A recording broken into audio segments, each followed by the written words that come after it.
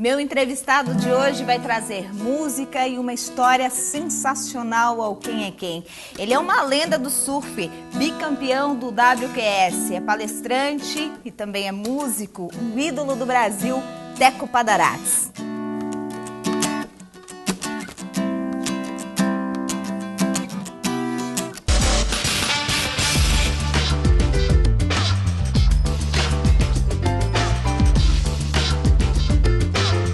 Verdade sempre, sem se entregar pro medo que a gente às vezes sente. Eu hoje não vi teu sorriso, mas não estou livre do desejo de dou valor ao ar que respiro. Melhor quando vem do seu beijo. Hey, one day I will think about all my life, think about what I do. To change anything there's a price, so stay as yourself. Only you can pay for your lies. Sometimes it could be unfair, baby, but the truth is always right. Ah, meu Deus, que delícia! Noite de sábado com uma música maravilhosa, uma voz sensacional e essa simpatia de pessoa aqui no Quem é Quem. Obrigado, é isso aí. Teco, obrigada por ter vindo. Obrigado pelo convite. Você veio correndo, eu sei que a tua agenda está apertadíssima essa semana. Eu ando meio conturbado assim, porque terminamos recentemente o evento mundial WCT lá no Rio de Janeiro. E não acaba só quando termina o campeonato, né? Acaba alguns meses depois, tem a prestação de contas e tal. É bastante trabalho, mas nada que a gente não dê conta, né? Essa música que você estava tocando chama Verdade Sempre, é o nome do seu disco. Isto, é. E Verdade Sempre, verdade aqui no programa, a gente vai falar de algumas coisas interessantes. É um tema delicado, né? Mas é um tema que para você, eu penso que você fala as verdades com muita naturalidade. A gente conversava fora do ar, nos bastidores, lendo a tua história, acompanhando um pouco da tua história de vida. Eu percebo que em determinado tempo da tua vida você resgatou a sua verdade. A gente já vai chegar lá nesse ponto. Antes eu gostaria de relembrar rapidamente, você nasceu em Blumenau. Isso, em Blumenau. Morou em Balneário Camboriú. É isso aí. Lá deu as primeiras braçadas no mar. É isso aí, com certeza. Depois que você veio para Florianópolis, Isso, né? Eu mais precisamente no final de 86, eu vim para Florianópolis, assim, quando teve o Hang Loose Pro, né? Aquele evento famoso das ondas grandes e tudo que teve. Logo depois disso eu me mudei para cá, eu, minha mãe e meus irmãos.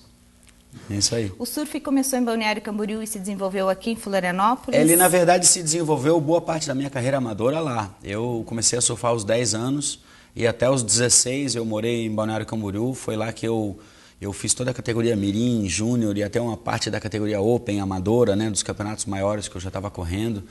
Apesar de já estar correndo com uma equipe de Florianópolis nessa época, que é a Tropical Brasil, eu morava em Balneário Camboriú ainda. Aí, em final de 86, eu me mudei para cá, o meu irmão já estava entrando na faculdade, o meu irmão mais velho, o Charles, e eu queria morar perto do Avelino Bastos, o dono da Tropical Brasil, que é o cara que mentalizou essa história toda, né, de eu ser surfista e profissional. E aí, sei lá, juntou tudo. A minha mãe sempre foi muito guerreira, muito defensora dos interesses da molecada, né? A gente deu graças a Deus a isso. Então ela juntou a turma toda e viemos para Florianópolis, sim. Pois é, você falou do Avelino Bastos, falou do teu início em Balneário Camboriú, foi lá que você começou. Foi. Mas aos 10 anos de idade, quando você pegou uma prancha emprestada pela primeira vez e foi para o mar, você queria brincar, Era um uma espírito brincadeira. de liberdade. Era uma brincadeira apenas, assim. Foi até... A gente tinha uma prancha só, revezando em 3 amigos, eu, meu irmão e um amigo. E foi 2 ondas de cada um. Eu, obviamente, o mais novo, era o último. E quando eu peguei a minha primeira onda, eu fui em pé até a areia. E eles não tinham ido em pé ainda, e ficou aquela confusão, eu também quero. E eu logo larguei e fiquei petrificado com aquela situação. Eu logo tentando imaginar, e eu acho que eu sempre fui assim, uma saída, né? Uma saída para aquela situação. Eu precisava descolar uma prancha para mim. E aí eu consegui um pneu de bicicleta que ainda estava inteiro, daquelas antigas BMX que tinha, o pneu era pintado. Aí um amigo meu queria um pneu para a bicicleta dele e tinha uma prancha de isopor com uma quilha de madeira que ele botou. E foi ali Eu troquei o pneu da bicicleta e a minha primeira prancha eu consegui no braço mesmo. Aí depois a minha mãe me deu uma de Natal de isopor. Aí quando eu tinha 12 anos eu ganhei a do meu pai de fibra. E foi realmente a prancha que eu comecei a surfar e correr campeonato, né? Foi a sensação. Foi. Nesse momento você era tricampeão no judô, jogava basquete. Isso até os 14, 15 anos é isso que eu era, assim. Eu praticava praticamente todos os esportes. Eu tinha um recorde do colégio de corrida de médio fundo, 3.000, 5.000 metros. E adorava esporte, eu sempre adorei a competição em si, né? Sempre adorava. Mas aí o Avelino Bastos apareceu na sua vida o Avelino, e disse assim, você tem que ser surfista. E como é que isso tocou no coração do Teco?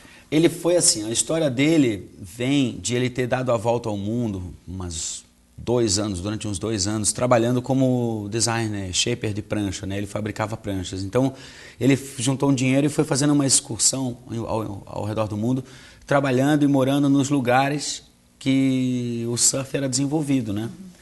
E aí ele teve uma visão durante essa viagem que um brasileiro podia ter resultados no Campeonato Mundial, mas tinha que ser criado assim como eles, para entrar meio que no ritmo deles, assim, dos mesmos costumes, o mesmo jeito de falar, e tinha que saber falar inglês. E quando ele voltou para o Brasil, ele comentou com uns 2, 3 amigos dele e que ele queria um garoto que tivesse cara de gringo, que fosse bem na escola, que pudesse aprender o inglês rápido, que ele pudesse mandar para os Estados Unidos para criar, para ser um surfista profissional da equipe dele. E instantaneamente os 3 falaram o mesmo nome, falaram o meu nome. Teco Padarates. Tem um garoto lá em Balneário Camboriú, é loirinho, assim, assado, e vai bem na escola, pelo que a gente sabe, é super CDF e tal, não sei o quê, e o garoto dentro d'água, cara, não dá para segurar ele, é com ele que você vai falar.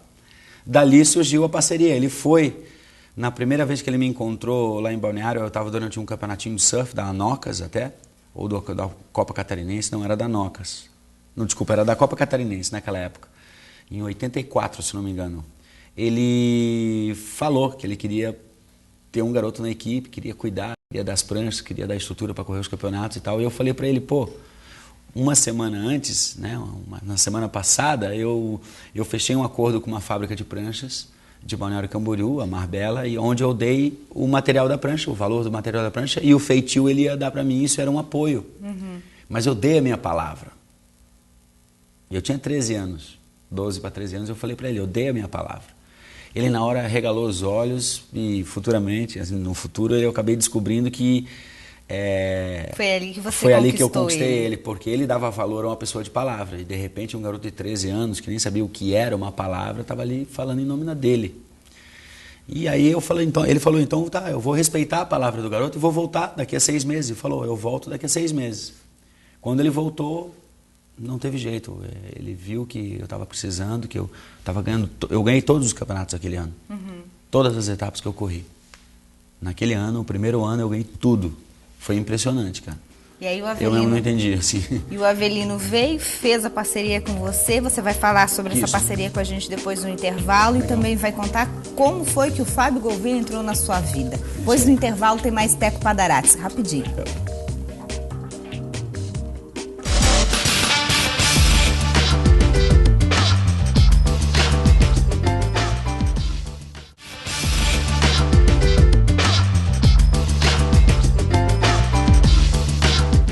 Quem é quem de hoje? Muito especial, mais uma vez, eu recebo Teco Padarates, essa lenda do surf brasileiro, um papo super legal.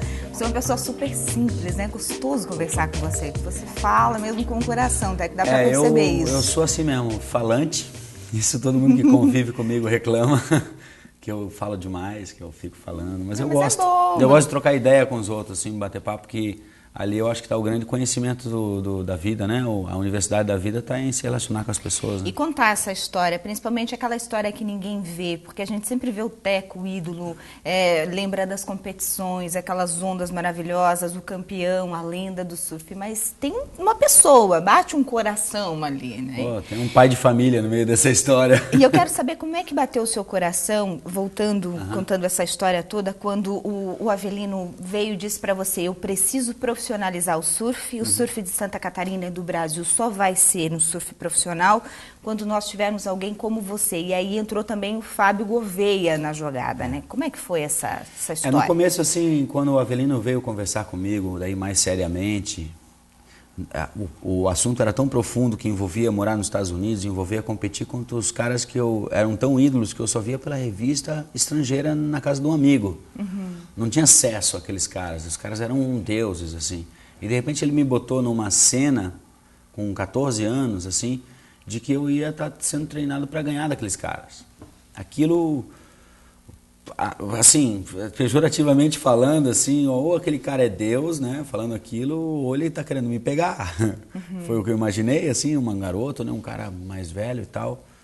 Mas não fosse a imagem que ele já tinha de ser um cara super sério dentro do mercado do surf, aquilo soou bem forte. Eu falei, você tem que falar com a minha mãe. Foi o que ele fez e naquele ano mesmo a gente entrou já no esquema.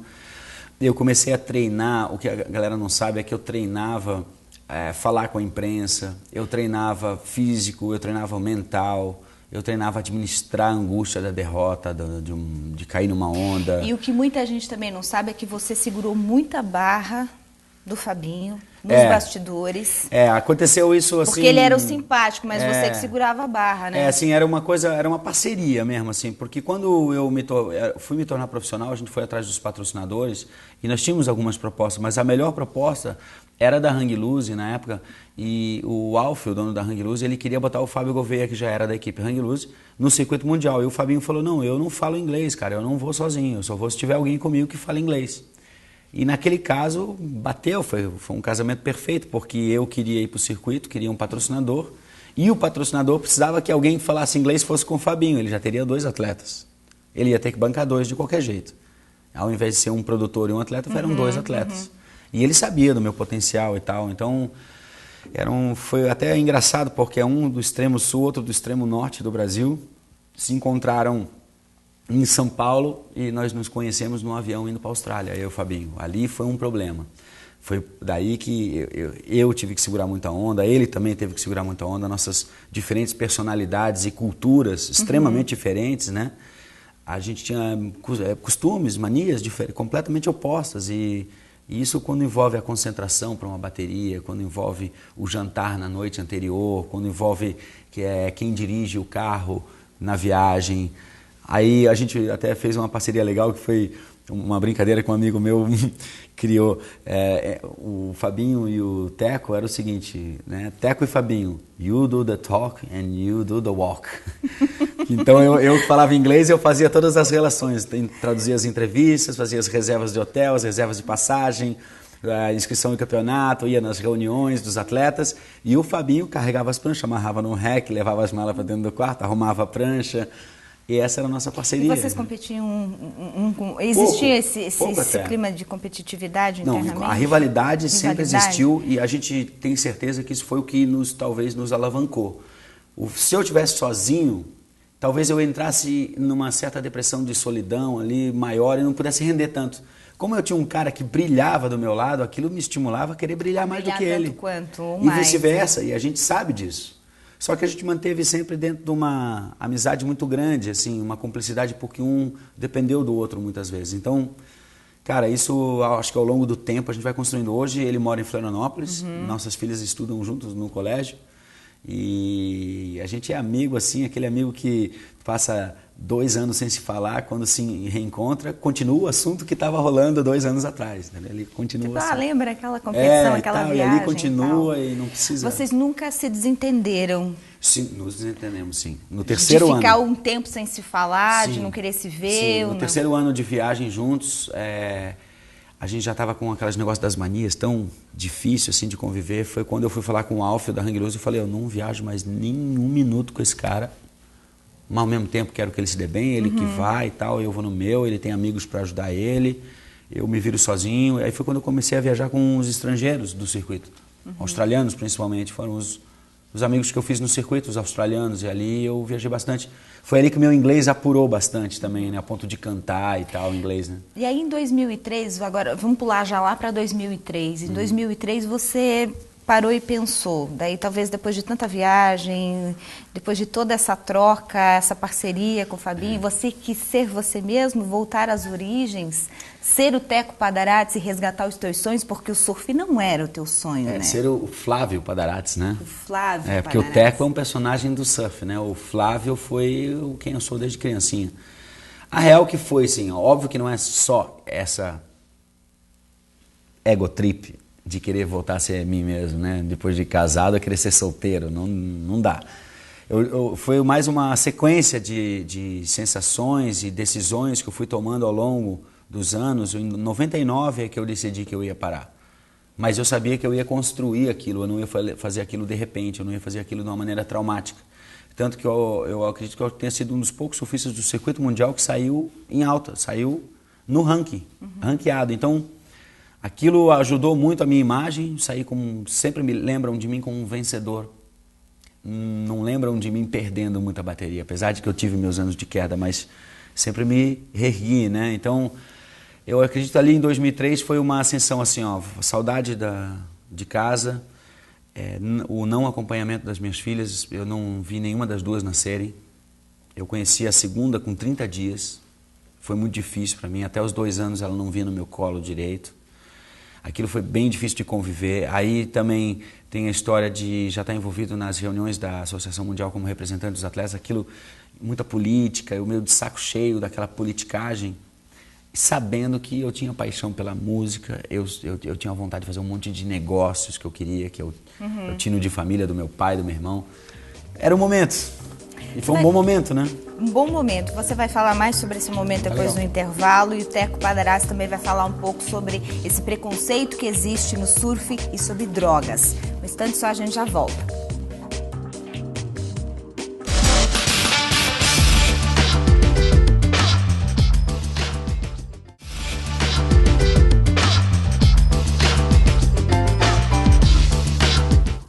Quem é quem de hoje? Estamos conhecendo a história de Teco Padarassi, aquele lado da história que você quase não fala, né, Teco?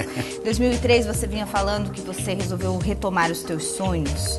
E eu sei que em 2003 você também passou por uma depressão, você sentiu solidão, você já falou que sentia falta da tua família, das tuas filhas, enfim. Foi essa solidão que fez você parar de surfar?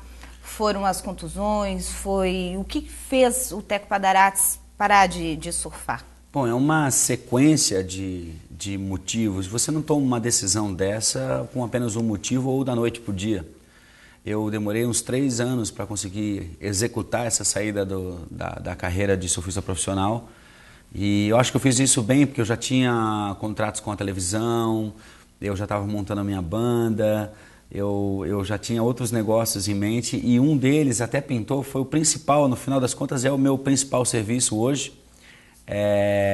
De ser o dono da licença do Campeonato Mundial do WCT no Brasil, na etapa do Brasil do Mundial WCT. Faz só um parênteses aqui, só me responde rapidinho para a gente não fugir, mas eu preciso fazer essa pergunta.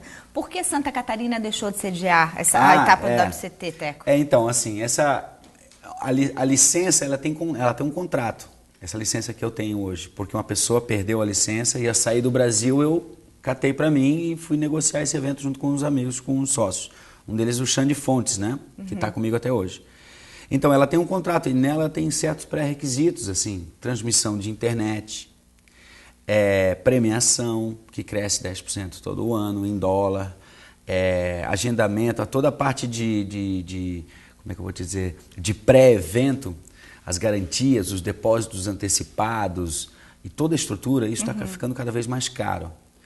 O que a gente estava adquirindo da verba designada a esse esporte, ao esporte em si em Santa Catarina e sobretudo a esse esporte, o que a gente precisaria usar ia ser muito, cara, muito. E eu não ia me sentir bem. Eu ia estar tomando de uma série de outras entidades que são absolutamente necessárias ou mais necessárias do que o meu evento, dessa verba. E aí estava começando a criar um gargalo, uma pressão onde a gente estava chegando ao ponto em que o evento ia pecar por isso. E também por um pedido dos atletas de trazer de volta para o Rio de Janeiro pela proximidade com a mídia, a relação que eles têm com as zonas mais cavadas, mais fortes e tal, que no Rio de Janeiro é a onda um pouco mais forte, quebra-coco, né, aquela onda intensa. E, enfim, foi feito todo um legado em Imbituba, né, durante os 8 anos, que foi muito legal. Hoje em dia, Imbituba tem uma sede da escola de surf muito legal, tem uma etapa do Prime, que é o Mundial, tem etapas de circuitos brasileiros e catarinenses, está preparada para crescer dentro do surf. As surf shops se reestruturaram, toda a parte de hospedagem, tudo, todo mundo se acomodou e ela aprendeu a viver nesse turismo também, entrar nesse calendário de turismo. E a gente quer fazer, de repente, resgatar um pouco dessa história do Rio de Janeiro, que ficou um pouco jogada às traças nesse sentido, né? O Rio de Janeiro foi meio esquecido, tanto que os atletas não vêm mais de lá. Faz 2 anos que acontece da WCT, etapa brasileira no Rio, né? E tem a possibilidade de voltar para o estado ou diante dessa falta de estrutura? Quem dá a palavra final é o atleta do circuito mundial. Ele é que diz aonde se é para mudar ou não mudar, não importa onde. São 2 decisões, uma mudar ou não mudar, a outra para onde. E quem decide isso é o atleta. E o atleta hoje está preferindo o Rio de Janeiro? Ele está preferindo o Rio de Janeiro pela facilidade que eles têm de entrar e sair do país, no que perde e ganha baterias e tal, na estrutura para trazer a família e tal, assim, que eles têm de Rio de Janeiro, é uma cidade gigante, né? Terceiro, eu acho que o principal, a parte de internet. A gente tem uma estrutura de transmissão na internet hoje no Rio de Janeiro que é a mesma de uma transmissão de futebol no canal de vocês, aí quando é nacional, entendeu? De um campeonato grande. Então, é a mesma estrutura. Estamos já pensando em câmera aérea, com um helicóptero pequeno, remoto. Estamos pensando em câmera embutida na prancha. São 12 câmeras com 2 transmissões, uma em inglês e uma em português. 100% do evento é transmitido. Nós temos aí números como 7 milhões de acessos em 12 dias. 270 mil acessos ao mesmo tempo durante a final. Então, Santa Catarina teria que evoluir muito nessa questão de tecnologia para poder sediar novamente o WCT. E também alocar verba para isso, porque isso vai custar caro e não é justo localizar toda essa verba num evento só. Então, acho que existe todo um trabalho que pode ser feito. Onda não falta para isso. Não teve a ver com as ondas de Santa Catarina, de que não tem onda, isso, a galera fica brigando na internet porque aqui dá mais onda. Essa decisão não tem a ver com onda. Para o surfista do campeonato até tem. Tem que ter um mínimo de onda possível. Nos 2 lugares tem esse mínimo. Mas a transmissão é tão importante quanto a onda. Hoje em dia a cidade do Rio de Janeiro movimenta uma verba para esse tipo de coisa muito gigantescamente maior do que o nosso estado pode movimentar. Dá uma ideia para a gente de valores, o último, por exemplo, quanto custou, qual foi a verba? O evento no Rio de Janeiro está custando para mais de 4 milhões de reais, para você ter uma ideia. Santa Catarina teria que correr atrás dessa cifra. A gente não tinha nem tipo 1/3 disso aqui em Santa Catarina disponível. E mesmo assim já era um problema.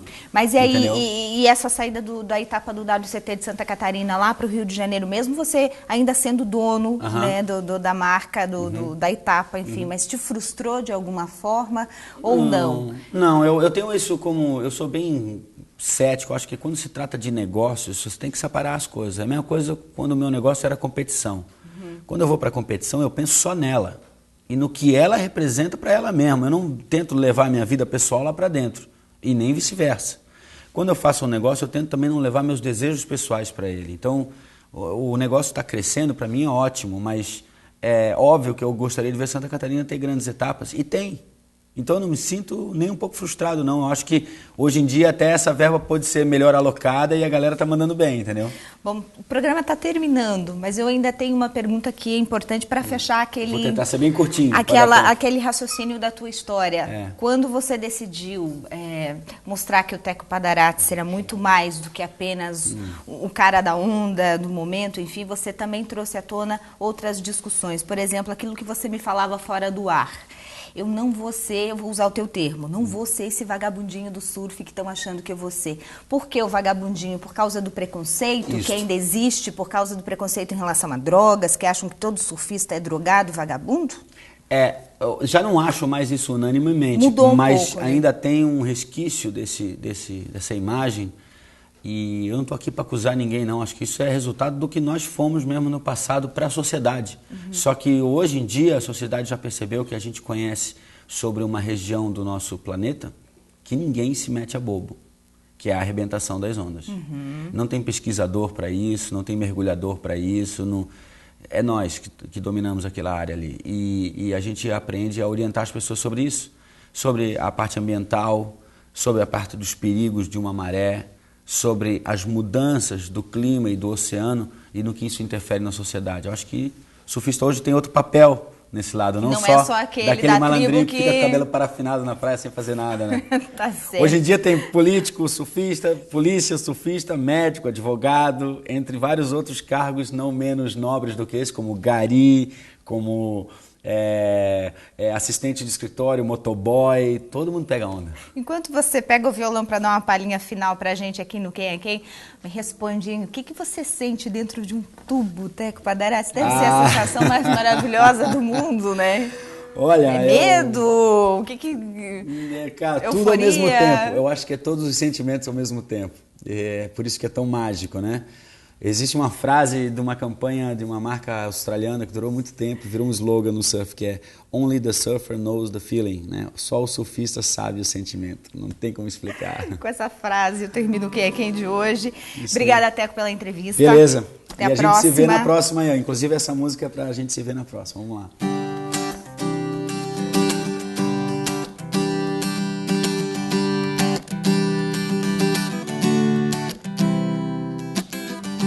Posso mais te ver assim, sem dizer tudo o que eu penso. Não quero mais te ver chorar, você sabe compreender. Nosso fluxo que vem dizer, viva no bom senso. Tenho força para acreditar que a gente pode se entender. Um mar azul de coisas pra te contar, pra te falar. O mar agita entre a gente e nos faz viver o que a gente sente. É por isso que eu sei que eu vou voltar hoje mesmo pra te ver, pra te ver, pra te ver,